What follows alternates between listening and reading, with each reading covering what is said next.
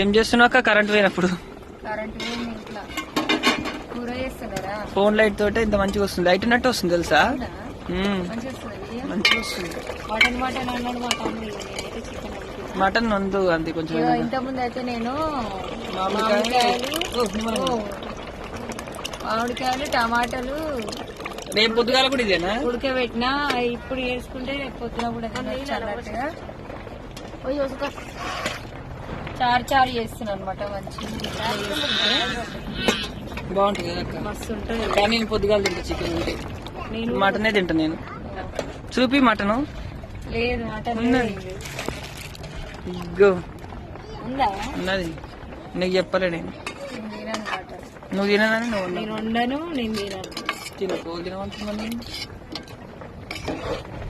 Okay మరి bye. Current అయితే పోయింది మా సైడ్. కరెంట్ పోయింది.